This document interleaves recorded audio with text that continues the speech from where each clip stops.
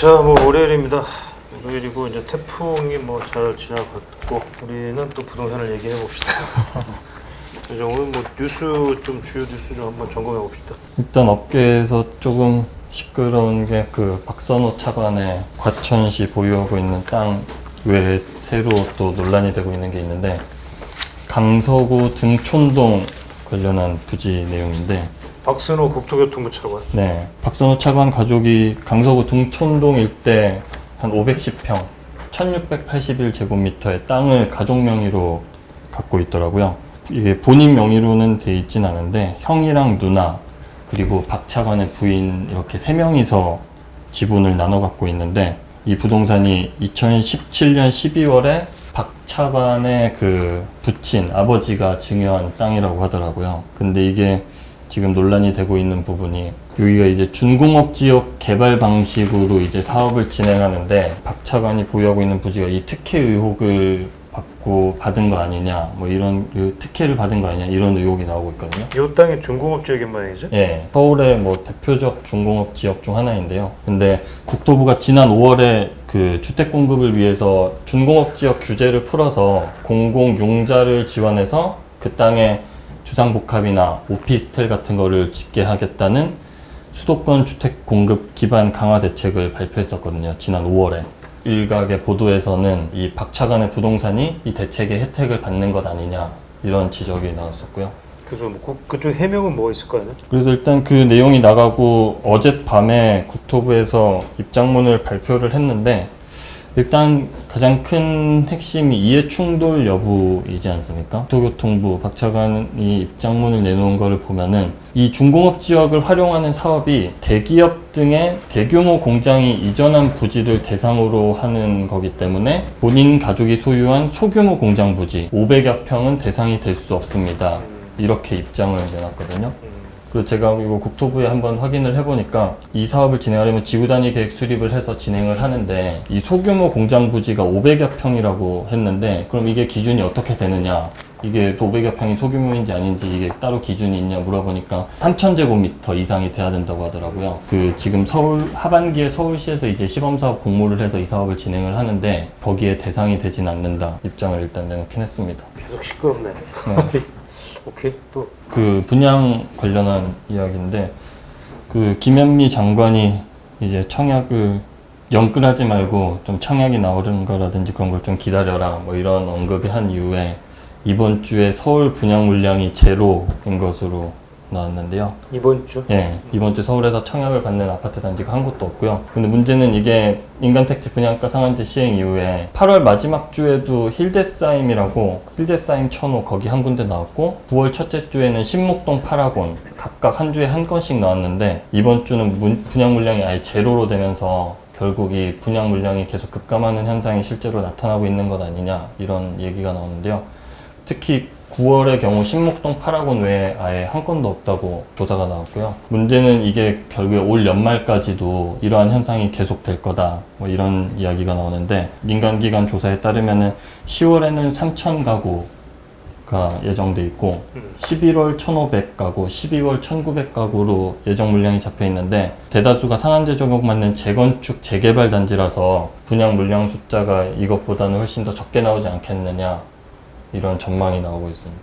뭐 지난번에도 한번 우리가 한번 얘기했지만 상한제 앞두고 좀 빨리 좀 서둘러서 분양한 측면도 있었지 않나? 좀 그래? 작년 말과 올해 초 사이에 올해 분양을 하겠다고 계획했었던 단지들은 90% 이상 분양가 상한제 이전에 분양 신청을 했고 그게 9월에 나오고 있는 뭐 신목동 파라곤이라든지 힐데스하임 이런 것들이 다 막차 신청을 했던 단지들이거든요. 그게 아마 8월에는 좀 물량이 있었고 예. 이 단지들이 이제 분양이 다 끝났으니까 한동안은 저희가 예상했던 대로 분양이 없는 것이 맞다. 그러면 지방 쪽이나 아니면 이제 경기도권에서는 물량이 그래도 조금씩 뭐 나오긴 나오는 건가? 오히려 그 분양가 상한제 시행을 안 받는 곳은 크게 뭐 예정대로 뭐 100% 예정 물량의 100%까지는 아니더라도 상당 부분 나올 수는 있는데 상한제 적용을 받는 데에서는 조금 연기되거나 그럴 확률이 좀 높을 것 같습니다.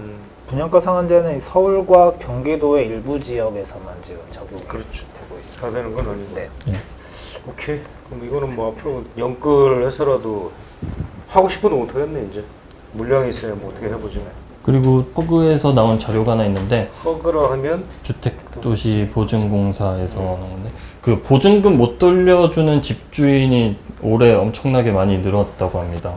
그 현재 8월까지 그 이거를 대위 변제라고 하는데 이게 올해 8월까지 이제 대위 변제 금액이 3,015억 원인 것으로 나왔는데요. 전세금 못 돌려주는 집주인을 대신해서 주택도시보증공사가 전세금을 갚아주는 거. 네, 반환해주는 거. 세입자를 위한 보호 조치 뭐 그런 걸로 해석을 하면 되는데 이게 올해 8월까지 대상 가구가 1,516가구에 총 3,015억 원으로 나타났는데 이게 작년 연간 총액이 2,836억이더라고요.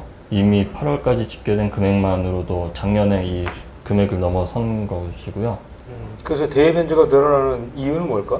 이게 결국에 매매가나 뭐 전세금 하락이 없었는데도 이 금액이 늘어난 이유로 크게 두 가지로 좀 예측을 할 수 있을 것 같은데 뭐 서울이나 수도권 같은 경우는 이제 갭 투자를 한 사람들이 이제 정부 규제로 추가 대출이 막히다 보니까 뭐 전세금을 못 돌려준 사례가 뭐 늘어났다 이렇게 좀 해석이 가능할 거고요. 갭 투자를 한 그쪽에서 또 반대로 지방의 그런 뭐 좀 도시들 같은 경우에는 주택 시장이 위축을 받아서 뭐 임차인을 구하지 못하는 뭐 집주인들이 늘어났다라는 사례도 조금 있더라고요. 그래서 그렇게 갭 투자와 그런 지방 중소 주택 시장의 위축 이런 걸로 인해서 대위 변제금이 늘어나지 않았나. 이게 전세금 반환 보증 보험이죠, 그죠? 전세 보증금 반환 보증.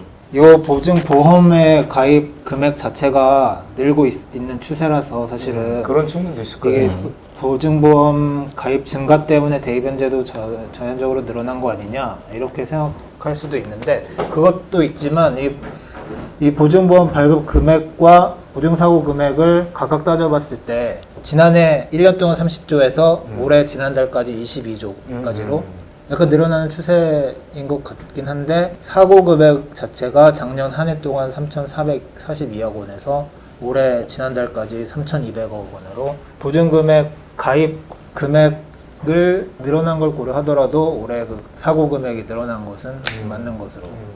그래서 뭐 결국은 뭐야 그러면 이게 의미하는 바는 결국 좀 더 신중하게 좀 들어가야 되나? 임대차 3법 시행되고 나서 사실은 뭐 전세가 지금 없어서 난리인데 이런 때일수록 오히려 또 뭐 전세 사고 같은 거 좀 발생할 확률도 좀 높지 않나 싶은데 그죠? 네. 매물이 아무래도 없다 보니까 이제 뭐 급한 마음에 또 뭐 결국은 반환 보증 보험이라든지 뭐 이런 걸 좀 철저하게 들고 그다음에 전세도 뭐 사기가 많이 벌어지잖아 전세 사기도 그죠? 그런 것들은 조금 더 임차인의 입장에서도 좀 세심하게 좀 주의를 기울여야 될 부분인 것 같긴 하네. 그러니까 전세금을 보장받을 수 있는 게 이런 반환 보증, 전세 보증금 반환 보증에 가입하는 경우도 있고 확정 일자 가지고는 좀 부족하니까 전세 보증금 반환 보험 또는 뭐 전세권 설정 뭐 이런 것들도 있겠지, 그죠? 이런 것들을 좀 다양하게 좀 한번 체크해서 자기한테 맞는 거를 좀 골라서 하는 게 또 지금 같은 시기에는 좀 위험을 감소시키는 거 아닐까 생각이 드네. 오케이. 또 시장 이야기인데 코로나가 장기화가 계속되면서 서울에서만 최근 3개월 동안 2만 개가 줄었다라는 상가가? 네, 통계 자료가 상가가 2만 개가 줄었다. 네, 서울 상가가 3개월 사이 2만 개가 줄어들었다. 문 닫은 거겠지 그러니까 네. 결국에는 상가가 줄었다기보다는 영업 중인 상가, 그죠? 상가가 네. 영업 중인 상가 중에서 2만 개가 문을 닫았다. 이렇게 봐야 되겠네. 네. 이게 2분기 자료인데요. 서울의 총 상가 수가 37만 개를 살짝 넘는 정도가 영업을 하고 있었는데 1분기가 거의 한 40만 개가 조금 안 되더라고요. 그래서 한 2만 1,178개가 감소했다 이런 통계가 나왔는데 아무래도 당연히 뭐 코로나 여파로 이 소비 심리가 위축이 되면서 사실 모든 업종에서 상가 수가 줄어든 걸로 나왔는데 제일 타격을 많이 받은 게 이제 외식업계, 음식 업종이 한 10,000개 정도, 2만 개 상가가 줄어든 2만 개 중에 거의 한 절반이네. 예, 회식 이런 것들이 줄면서 문을 닫은 매장이 많았는데 뭐 저희도 계속 상가 시장 관련해서 막 취재를 해왔었는데 뭐 저도 뭐 신촌이랑 종로도 갔었고 사실 이게 4분기까지 계속 코로나 여파가 가면 거의 1년 동안 영향을 받은 거라서 아마 이게 4분기까지 통계 자료가 나오면 아마 엄청나게 급감한 걸로 나올 것 같다라는 전망을 할 수 있을 것 같습니다. 그러네. 지금처럼 뭐 계속 2.5단계 이런 게 오래 지속이 되면은 더 힘들겠네. 3분기가 뭐 아직 끝나지 않아서 자료가 안 나왔지만 3분기는 뭐 2.5단계 쓸 영향이 것으로. 2.5단계 영향을 받은 시기이기 때문에 이거보다 더 실적이 안 좋을 것 같아요. 2분기 내내 어떻게든 버텼던 점포들이 3분기 들어서 또 닫기도 할 거고. 그렇죠. 네. 그럴 수도 있겠죠. 근데 이게 뭐 정부에서 뭐 4차 추경까지 편성해 가면서 어떻게든지 한번 뭐 재난지원금도 지원하고 이게 자영업자들 지원을 한다고는 하지만 참 이게 약간 밑빠진 독에 물붓기일 수도 있고 조금 그런 측면이 좀. 그러니까 여기 뭐 오늘 뭐 이거 나오지만 뭐 자영업 특수고용직 저소득층 이런 데서 재난지원금 7조 원 선별해서 지급해보겠다. 추석 전에 주겠다 뭐 이렇게 얘기를 하는데 참 이거 가지고 해결이 되면 되기를 좀 바라긴 하는데 근데 사실 이게 상가가 좀 어떻게 보면 또 뭐 우리도 이제 많이 좀 취재를 했지만 사실 뭐 무너지는 상가들 많잖아, 그지? 지금 뭐 이미 비어있던 상가들이 워낙 많고 그런 상태에서 또 이 코로나 사태까지 겹치니까 이게 상가 투자가 참 이게 쉽지가 않아 이게. 그래? 부동산 상품 중에서 좀 제일 어떻게 보면은 예전에는 이제 수익형 부동산 중에서 지금처럼 이렇게 저금리 시대 때 사실은 잘 나갔던 게 바로 이제 상가하고 이제 대표적인 이제 오피스텔인데 네. 이렇게 되면은 결국은 상가가 수익률이 좀 훅 떨어질 것 같은데 상가의 인기가 좀 많이 꺾일 것 같다는 생각이 좀 드네요. 사실 뭐 지금 뭐 그때 여러 차례 우리가 해봤지만은 뭐 종로에도 나가 보면 뭐 1층 대로변에 막 텅텅 빈 상가들이 뭐 부지기수고 지금 건물 뭐 통째로 통인데 그렇지. 통임대 뭐 간판 네 군, 뭐 저 현수막 네 군데들이 한두 군데가 아니고 지금 뭐 가로수길 뭐 세로수길 이런 데도 지금 뭐 난리니까 지금 대학가는 이미 무너진 지 오래됐고 뭐 문 닫은 지가 뭐 상가들 다 거의 다 문 닫았다고 지금 봐야 될 상황이어서 근데 상가 투자가 참 쉽지 않은 상품인 것 같아. 오케이. 아이고 참 코로나 사태가 얼렁 종식이 돼야 되는데. 저 오늘은 좀 뭐 분석을 좀 집중 분석을 좀 뭘 좀 해볼라나? 얼마 전에 저희 기사 쓴 자금 조달 계획서 관련해서 분석해볼까 하는 주택 구입 시 조달하는 것 잘 써내는 네, 자금 조달 계획서가 지금 만약에 우리가 집을 사는데 나라에서 이 당신이 살려고 하는 집을 어떻게 알게 되었느냐, 그 집을 소개해준 지인이 있다면 그 지인의 이름과 연락처를 적어서 내라 요구를 한다면 좀 황당하지 않겠습니까? 근데 그게 지금 실제로 일어나고 있는 것으로 나타났거든요. 저희 취재 결과 다른 것이 아니라 한국감정원이 최근에 집을 매수한 어떤 서울에 사시는 어떤 분한테 공문을 하나 보냈습니다. 지금 공문을 보냈다. 제목이 부동산 거래 신고에 따른 관련 자료 제출 요청인데 이렇게 써 있습니다. 귀하가 관청에 제출한 거래 계약 신고 내용을 검증한 결과 추가 확인이 필요하다. 우편을 받은 날로부터 14일 내 감정원에 다음 서류를 방문 또는 우편 제출해 주시기 바랍니다. 여기에 제출하라고 적힌 자료는 항목이 아주 많은데요. 거래 신고서에 기재된 거래 상대방이 가족이나 친인척 관계입니까? 아니면 매수인과 본 계약 대상물에 대해 임대, 임차 관계를 가지고 있습니까? 이런 것부터 해서 차용 금액이 있다면 차용 조건은 어떻습니까? 이런 것과 이제 계약 대상 부동산을 어떤 경로를 통해 알게 되었습니까? 어떤 경로를 알게 됐느냐? 1. 인터넷 카페 관련 홈페이지 등을 통해 2. 가족 및 일가 친척의 소개를 통해 3. 친구 및 지인의 소개를 통해 4. 개업 공인중개사 등의 중개를 통해 카페나 인터넷 홈페이지 등을 통해 알게 되었다면 그 내용을 제출해 주시기 바랍니다. 아니면 아니 이게 뭔 소리야? 카페나 이런 걸 통해서 알게 됐다면 그 내용을 제출해달라고? 그걸 왜 알아야 되는 거야? 가족, 일가, 친척 혹은 지인의 소개를 받았다면 그 지인의 성명, 연락처 및 관계를 기재해 주시고 네?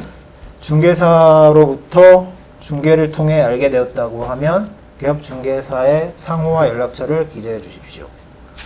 뭐 이런 증거 자료나 증인을 이렇게 해야 되는 거네요. 제출하거나 기재. 말하자면 이 뭐 불법 거래일 가능성이 있다고 보고 그 거래가 어떻게 정상적으로 일어났는지를 중개사나 소개를 해준 사람들한테 직접 확인하겠다 이런 의도로. 근데 이게 사실 우리가 자금 조달 계획서라는 얘기를 많이 들어봤는데 이게 조금 어떤 경우에 내는지를 잠깐 살펴보면 이 투기과열지구는 조정 대상 지역에서 3억 원 이상의 되는 집을 매수할 때 이 자금 조달 계획서를 내게 돼 있고요.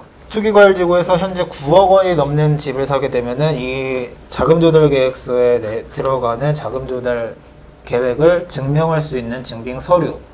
그러니까 3억 네. 원 이상, 그러니까 3억에서 9억 미만까지는 그냥 계획서를 내기만 하면 되는 거고 네. 9억이 넘으면 계획서를 증명할 수 있는 증빙 서류까지 내야 된다. 근데 이게 현재 그렇다는 거고 6.17 대책에 따라서 이게 대폭 확대가 돼가지고요. 이르면 이달 말쯤부터는 예, 어떤 뭐 투기과열지구 조정 대상 지역 등의 어떤 규제가 있는 지역이라면 모든 거래의 경우 가격과 상관없이 모든 매수를 할 때 자금 조달 계획서를 내야 하고 투기과열지구에서는 증명서류까지 같이 내야 됩니다. 뭐 서울 같은 경우 다 투기과열지구니까 서울은 뭐 무조건 다 내야 되는 증명서류까지 다 내야 되는 거죠. 자금 조달 계획이라는 것은 뭐 집을 어디서 이 자금이 자기 자금이냐 아니면 차입금이냐 아니면 뭐 부동산을 처분한 금액이냐 이런 거를 적어내라는 거고 증명서류라는 것은 뭐 자기 자금이라고 했을 때 예금 잔액 증명서, 뭐 잔고 증명서 아니면 부동산을 팔거나 주식을 팔아서 나온 금액이라면 뭐 거래 내역과 잔고 증명서 아니면 뭐 이런 증빙 서류들을 내라는 거거든요.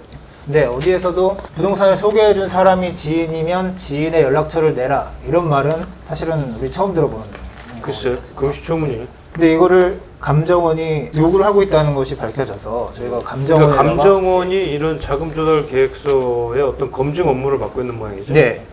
감정원에다가 이걸 왜 이렇게 요구를 하고 있느냐 했더니 국토부의 의뢰를 받아서 저희가 대응을 하고 있는 것이다 이렇게 설명을 하시더라고요. 감정원에서는. 그래서 어떤 경우에 추가 자료를 요구하느냐 뭔가 이렇게 의심되는 사례라든가 그런 경우에 요구를 하는 것이냐 물어봤더니 거기에 대해서는 그걸 밝힐 수 없다 라는 답이 돌아왔습니다. 왜냐하면 추가 자료를 제출하도록 요구하는 경우 등에 대해서 예를 들어서 설명을 할 경우 이상 거래를 판단하는 구체적인 기준이 무엇인지 알려지면 해당 기준을 피해서 신고하는 등 악용하는 사례가 나올 수 있어서 내부 기준을 공개하기 어렵다 이런 답이 돌아왔습니다. 요구하는 것 자체가 불법인 건 아닌데 이렇게 시장 감시를 명분으로 개인정보라든지 뭐 말하자면 1억 거래를 하다가 이런 자료를 요구하라는 요청을 받았을 때 이 위축되는 현상이 심리가 이렇게 생기지 않겠습니까? 그렇겠네. 근데 뭐 이거 뭐 어떤 경로를 통해서 알게 됐느냐라는 것까지 알아야 된다는 건 좀 과도한 행정이 아니냐는 우려가 나오고 있는 한편 앞으로는 이제 부동산 거래 분석원이 생기면 이런 경우가 말하자면 감정원을 통해서 이렇게 간접적으로 추가 자료를 요청하는 정도를 넘어서 요구하는 경우도 또 생기지 않겠습니까? 부동산 거래 분석원이라는 게 지금 어디까지 돼 있고 뭐 어떻게 하겠다는 거지 지금 정부 생각이? 일단은 부동산 거래 분석원은 개인 금융과 과세 정보를 열람할 수 있는 권한을 주겠다. 과세 정보, 금융 정보, 열람권을 준다고. 무지한데 그러면? 그러니까 이제 거래 분석원이 출범하기 전 단계에서 이제 감정원이 이런 식의 이제 자금 조달 계획서를 좀 더 깐깐하게 하면서 타이트하게 하여간 이것저것 다 요구를 하는 거네. 정보 제공을. 거래 분석원이라는 게 꼭 필요할까 싶긴 하네, 그죠? 지금 이렇게 이미 감정원이 이 정도로까지 깐깐하게 체크를 하고 있다고 하면은 굳이 여기서도 사실은 불법 증여라든지 이런 이상 거래가 좀 발생이 되면은 다 이게 관계기관으로 통보되지 않나? 어디 검찰이나 경찰 쪽에 수사 의뢰도 넘어가고 국토부에도 다 통보가 되기 때문에 국세청에서 또 과세도 하기도 하고, 그지? 세무조사 하기도 하고 하니까 사실은 굳이 이걸 만들어가지고 할 이유까지는 없지 않을까라는 생각은 드는데. 근데 이게 주택시장이 지금이야 워낙 뜨끈뜨끈하고 이래서 그런 거지. 또 거래 시장이 또 확 얼어붙고 그러면 이게 그냥 손 놓고 일손 없이 그냥 놀 수밖에 없을 텐데, 이런 예산 낭비 같은 느낌도 드는데, 그거를 또 굳이 하시겠다면 또 참. 오케이, 아이고, 자, 또 오늘 추가적으로 할 얘기 없으면 여기까지?